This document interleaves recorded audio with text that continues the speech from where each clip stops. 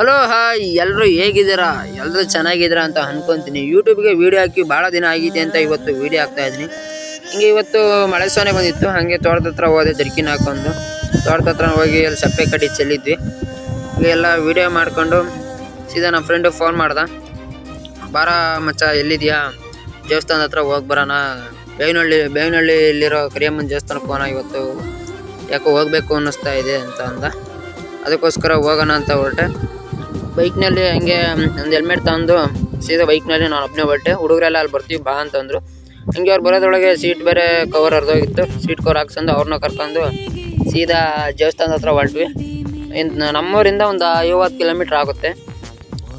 ಹುಡುಗರೆಲ್ಲ ವೀಡಿಯೋ ಮಾಡೋದೇನು ಬೇಡ ಅಂತಂದರು. ನಾನು ಮಾಡಲೇಬೇಕು, ಸುಮ್ಮನೆ ಹೋಗ್ತಿರೋದೆಲ್ಲ ವೀಡಿಯೋ ಮಾಡಲೇಬೇಕು ಅಂತ ಹೇಳಿದೆ.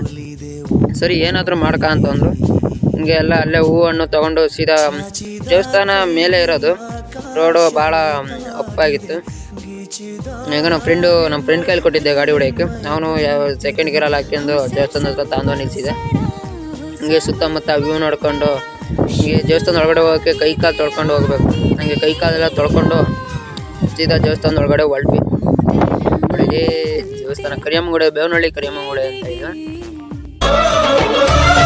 ಕರುನಾಡಲ್ಲಿ ನೆಲೆಸಿರುವ ಪುಣ್ಯಮೂರ್ತಿ ನೀನೆ, ಕನ್ನಡದ ನಾಡು ನುಡಿಗೆ ಭುವನೇಶ್ವರಿ ನೀನೆ. ನದಿಯು ಗಿರಿಯು ಕಾನನವು ಅಣುತೃಣವು ನೀನೆ, ಈ ಗಂಧದ ಗುಡಿಯೊಳಗಿನ ಸೊಬಗೆಲ್ಲವೂ ನೀನೆ. ಎಲ್ಲ ಪೂಜೆನೆಲ್ಲ ಮುಗಿಸ್ಕೊಂಡು ದೇವಸ್ಥಾನ ಸುತ್ತ ಪ್ರದಕ್ಷಿಣೆ ಹಾಕ್ಸ್ಕೊಂಡು ಹಂಗೆ ಹೊರಗಡೆ ಬಂದ್ವಿ.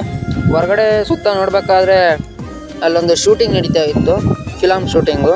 ಅದಕ್ಕೆ ಶೂಟಿಂಗ್ ಹತ್ರ ಹೋಗೋಣ ಅಂತ ಹೋಗ್ತಾ ಇದ್ವಿ. ಹುಡುಗರೆಲ್ಲ ಬಂದಿದ್ದು ಸ್ಕೂಲ್ ಕಡೆಯಿಂದ ಶೂಟಿಂಗ್ ನೋಡೋಕ್ಕೆ. ಹಂಗೆ ನಾವು ಶೂಟಿಂಗ್ ಎಲ್ಲ ನೋಡಿಕೊಂಡು, ಆದರೆ ಚೆನ್ನಾಗಿತ್ತು ಶೂಟಿಂಗ್ ನೋಡೋಕ್ಕೆ.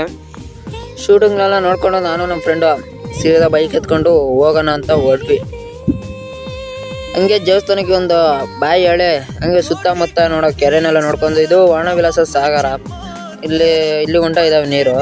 ಹಂಗೆ ಮಳೆ ಬಂತು ಬರಬೇಕಾದ್ರೆ, ಆದರೂ ಭಾಳ ನೆಂದೋಗಿದ್ವಿ. ಓಕೆ, ಯೂಟ್ಯೂಬಲ್ಲಿ ವೀಡಿಯೋ ಹಾಕ್ತೀನಿ ಇಂದಾಗೆಲ್ಲ ಮಳೆ ಬರ್ತಾನೆ ಇರುತ್ತೆ. ಹೋದ ವೀಡಿಯೋದಲ್ಲೂ ಮಳೆ ಬಂದಿತ್ತು. ಓಕೆ ಬಾಯ್, ಇವತ್ತಿನ ವೀಡಿಯೋ ಇಷ್ಟೇ. ನಮ್ಮ ಫ್ರೆಂಡು ಸ್ಲಿಪ್ಪರ್ ತಗೊತಾ ಇದ್ದೇನೆ.